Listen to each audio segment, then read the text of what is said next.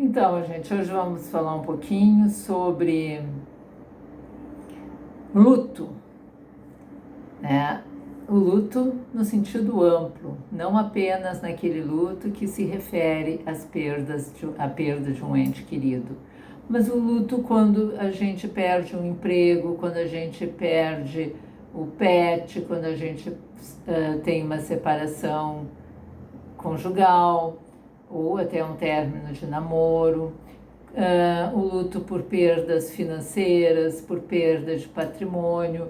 Vários são os tipos de luto que nós vivemos no decorrer da nossa vida. O luto compreende 5 fases: a fase da negação, a fase da raiva, a fase da barganha, da depressão e da aceitação.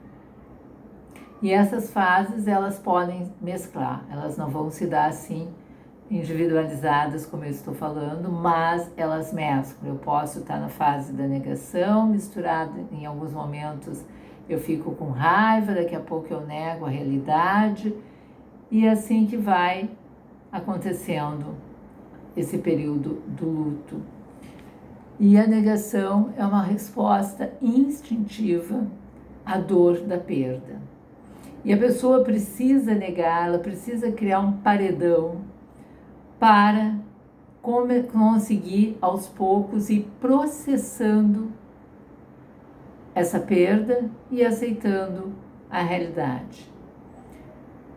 Já na fase da raiva, a pessoa precisa externalizar essa raiva, mas de uma forma saudável. E é um momento que a pessoa se questiona: por que isso foi acontecer comigo? Por que agora? Por que logo comigo que isso aconteceu? Eu não merecia isso. E ela, então, começa a ficar muito incomodada, com muita raiva, porque ela já tem essa realidade, mas ela não aceita. E aí ela entra na fase da barganha, na tentativa de tentar resgatar aquilo que foi perdido.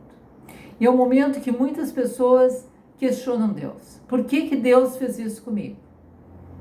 E eu prometo a Deus que se Ele reverter essa situação, que muitas vezes, na maioria das vezes, não se tratando de um óbito, a situação às vezes é irreversível, numa separação, num término de namoro, numa perda financeira, a pessoa faz uma promessa. E aí a promessa não é atendida. E aí a raiva volta com tudo porque Deus não me atendeu. Até que aí ela começa a se desiludir e começa a cair na depressão. Não quer falar com os outros, fica quietinha no seu canto, não quer ouvir música, não quer ver uma TV, não se alimenta direito, não dorme direito, fica irritada, chorosa e outros sintomas da depressão. Busca ajuda, consegue às vezes aceitar de primeira o convite a um tratamento, às vezes ela sofre um pouco mais, até que ela começa a aceitar a realidade. E aí, aceitar a perda, se conformar com tudo que aconteceu. E isso, por exemplo, o povo do Rio Grande do Sul está vivendo. Nós, gaúchos, mesmo estando longe, a gente vive o luto do nosso estado. Então, são sofrimentos. Agora, quanto tempo isso vai durar? Não sei. É de pessoa para pessoa.